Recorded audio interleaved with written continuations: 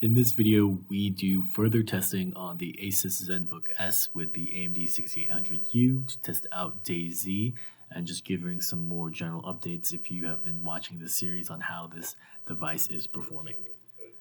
So from a gaming perspective, you could see here I have hardware monitor on the left, and this is recorded with OBS, so you get some impact. We're getting around 30 frames per second on DayZ, which is running on Windows mode and has everything on low settings. So with that being said, you will probably not be able to use this device effectively for streaming. If you wanted to be a mobile content streamer, you'll probably need to get a dedicated graphics card to streaming and gaming if you're going to be doing it from a laptop.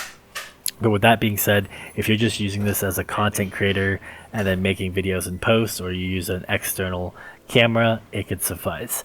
And then if you're not doing any of that and just want to play video games, you could do pretty much that with this 6800U integrated device. I'll say as a portable device, the screen is really nice, looks really crisp. I've actually got some commentary from my friends on how nice it looks, and the keyboard feels great for gaming, and it does have that number pad on the gamepad which you could utilize.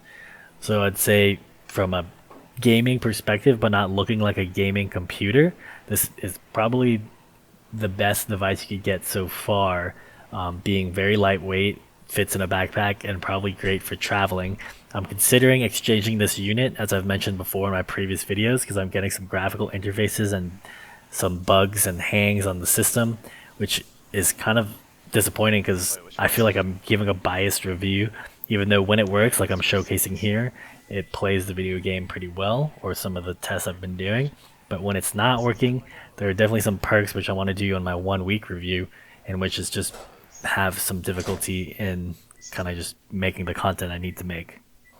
So we'll say if you do turn the settings down, or are fine with streaming and turning settings down, you are able to stream on Twitch, which is what I'm showcasing here.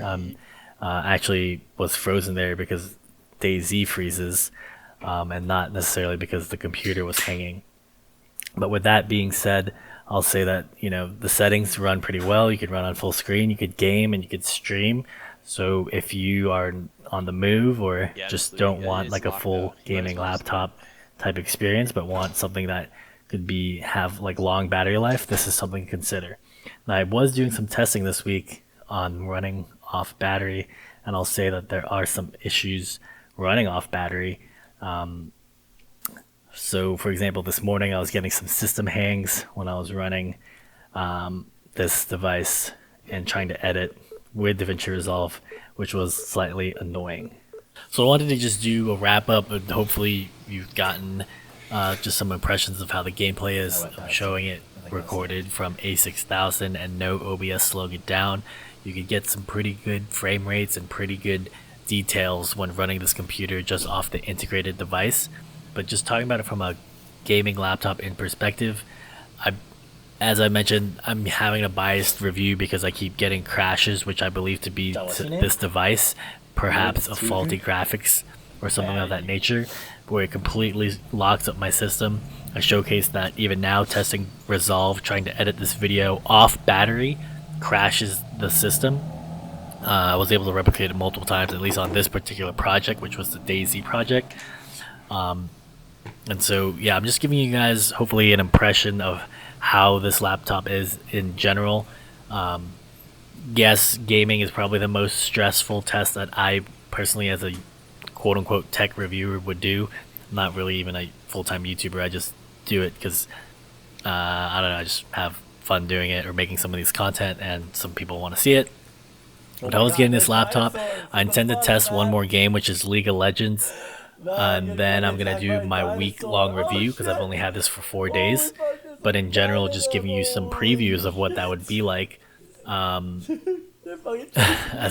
I'm recording over this audio and seeing there's a map here with the dinosaurs, and it was pretty funny. But with that being said, I think that this device could be a good device, but comparing it to G15 at a price point, which you could get a 2021 for $1,500, that one has a 144 hertz and has an RTX 3070, but doesn't have a webcam. So depending on what your needs are as a user, like I need a a webcam, then I need a good mic, and I have an external one that I've taken with me to Portugal, but I prefer the slim outlook. So I'm thinking about for my next South America travels to just have this device. You know, it could game, but you lose the 144 hertz, but you get a better 60 OLED. So this is stuff that I'll talk about in my week-long impression, and I'll do a comparison with a traditional gaming laptop. So hopefully it could help give you insights from a buying decision. This is $1,300 laptop versus you can get the 2020 RTX 3070 G15 for $1,500. So it's all something to consider. Hope you guys are making informed decisions when buying laptops, and there's a lot of cool ones coming out with a new series coming out too with the 7000, which probably will come out next year. But until then, be sure to ask away in the comment section, and I'll see you in the next videos. Thanks. And take that, dinosaur. Bam, bam, bam. These things are OP as shit, dude.